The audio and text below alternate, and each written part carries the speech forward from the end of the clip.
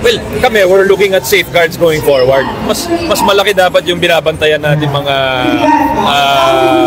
level of validation natin.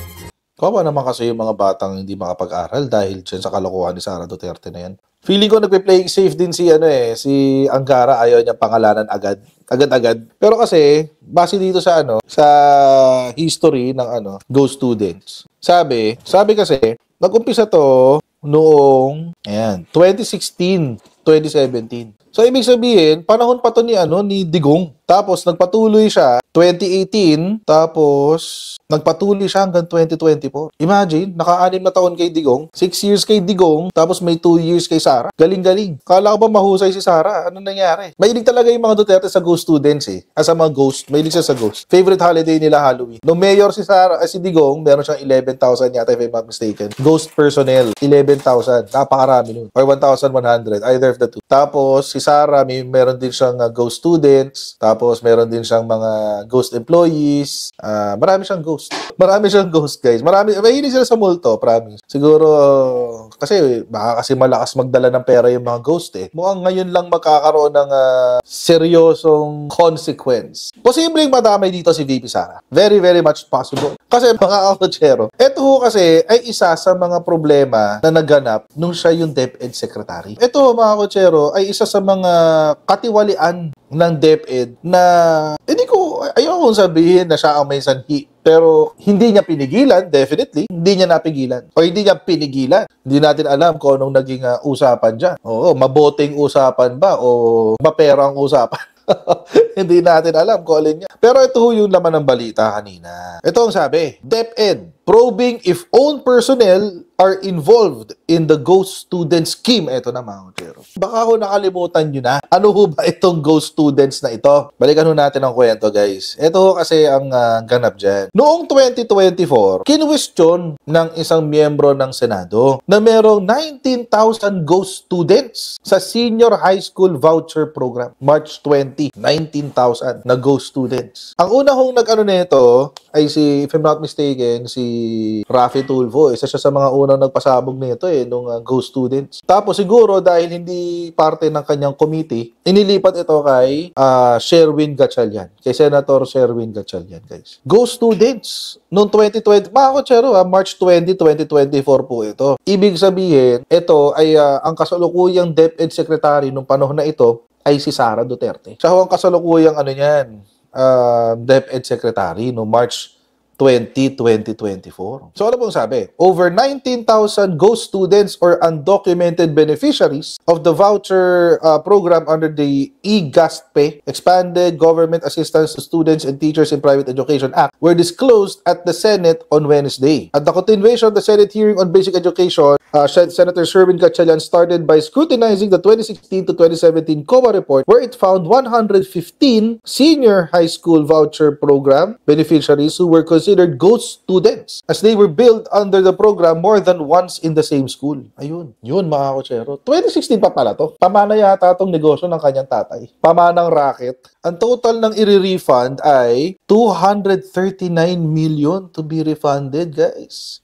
Napakawalang hiyama, Sara Duterte ka. Napakawalang hiyama talaga. 239 million ang i-refund. Sino ang tumrabaho nito? Si Mary Grace Piatos. It's close to 19,000 undocumented students. So, sabihin, wala estudyante yung 19,000 na yan. Nakakawindang yung amounts, no? 239 million. Alam niyo, mga kutsero, kasi isipin niyo to. Maliban pa sa amount, isipin niyo rin yung estudyante. Para saan ho ba itong voucher na to? Ito pong voucher na to ay para sa mga mahihirap nating mga bata, kabataan, senior high school students na hindi afford mag-aral sa private school. Pero dahil dito sa pondo na to, nakakapag-aral sila sa private school. Kaya ho merong ganyang pondo. Ang tanong, saan nga to dinala ni Sara Duterte? Bakit meron kang ghost students? Kawawa yung mga estudyante na deserving naman, mahuhusay naman, deserving magkaroon ng scholarship, pero hindi nagka-scholarship dahil dito sa ghost students na to. Pero ngayon mukhang a-action na mga kutsero. A-action na yata. Iimbestigahan na yung DepEd mismo. Ang tanong, aabot kaya sa level ni Sara Duterte? Panoorin natin yung balita ni comment ni Secretary Angara tungkol dyan. Well, kami, we're looking at safeguards going forward. Mas malaki dapat yung binabantayan natin mga level of validation natin. Ghost students o mga estudyanteng hindi matuntun ngayon ng Department of Education. Ito ang kasalukuyang iniimbestigahan ng DepEd sa 12 private school sa bansa na kasama sa Senior High School Voucher Program ng Kagawaran. Ang SHS Voucher Program ay tulong pinansyal ng gobyerno para makapag-aral ng senior high school sa paaralang hindi sakop ng DepEd tulad ng private schools. Ayon kay Education Secretary Sonny Angara, mas paiigtingin nila ang validation sa mga potential students upang masigurong hindi maabuso ng sinuman ang programang dapat natutulong sa mga nangangailangang mag-aaral. Nagpahayag naman ng suporta ang Teachers Dignity Coalition sa ginagawang investigasyon ng DepEd kaugnay ng nadiskubring umano'y ghost students na kasama sa nabanggit na programa. Ayon sa chairperson ng TDC na si Benjo Basas, dapat madaliin ito ng ahensya dahil malaking pondo ng gobyerno ang nasasayang at napupunta lang sa maling mga benepisyaryo. Kailangan aniyang matiyak na ang benepisyo ng isang programa ay napupunta sa karapat-dapat na tao. Dahil nga ito'y napupunta doon sa mga listahan o sa listang pangalan na hindi naman totoo, di ba? Nawawalan.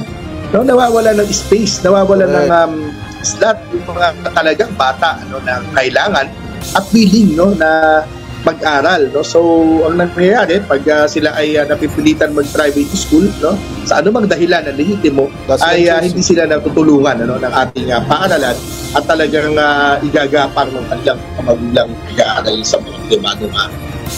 Tiniyak naman ni Secretary Angara na hindi nila kukonsintihin ang maling paggamit sa pondo ng edukasyon, kaya pananagutin nila ang sinumang mapatunayang nasa likod ng nasabing anomalya. Yes, dapat may penalty tayo. At saka para hindi na maulit, hindi na subok ng subok. At saka hindi lang yung eskwelahan, dahil pati yung mga opisyalis ng eskwelahan, dahil may pinipirmahan yan under oath Pwedeng kasuhan ng perjury kung tutusin Hindi pinangalanan ng DepEd ang mga private school, ngunit binigyang diin ni Secretary Angara na sineseryoso nila ang aligasyon. Siguro sasample kami ng mga tao dito na nakatingin namin ay hindi aksidente dahil yung isa nagkakamali sa isang tao, dalawang tao. Yun siguro pwedeng sabihin clerical error yun, pero yung mga talagang may pattern na talagang nagtitake advantage siya o nananamantala sa sistema, naghahanap ng butas para kumita, yun talaga siguro sasampulan mo natin yun. Panawagan ng DepEd sa publiko na i-report ang anumang irregularidad na may kinalaman sa pagpapatupad ng kanilang mga programa. Pagtitiyak ng DepEd na handa nilang tulungan ang mga mag-aaral na tunay na nangangailangan.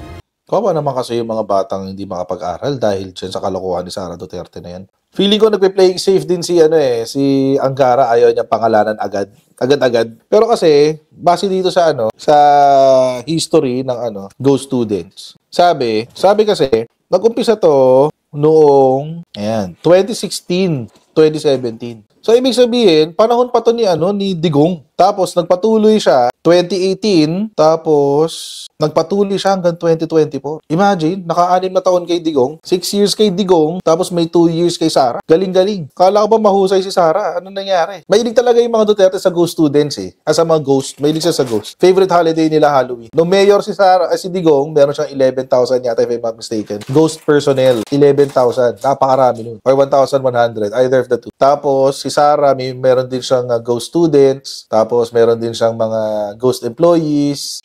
Marami siyang ghost. Marami siyang ghost, guys. Mahilig sila sa multo, promise. Siguro, kasi baka kasi malakas magdala ng pera yung mga ghost Imagine, for example, let's say sa mga sa mga ghost employees. Papasahuran mo na isang buwan, sabihin natin 10,000 per month, times 1,100. Ilan agad yun? Pasok agad sa iyo yun, di ba? Ghost employees yun. Ito, sa ghost students. Magkano yun? 239 million. Hobby talaga ng mga Duterte yan, yung ghost scholars. Everything ghost. Ghost employees, ghost projects, ghost scholars. Ganun. Lahat ng klaseng multo. Expertise nila yan. Kasi doon sila kumukuha ng kayamanan nila. So, anong gagawin? So, iniimbestigahan na ngayon 12 ghost private schools na may ghost students. Yun na yung ginagawa ngayon ni Secretary Angara. So, kasi tinan mo naman, incoming students will get vouchers worth 14 to 22,500. Grabe, laki, no? So, sabi ni Angara, we take all these allegations seriously. Any form of misuse of public funds will not be tolerated. This investigation is a necessary step as we pursue the truth and hold accountable those responsible. Sana umabot lang sa level ni Sara Duterte.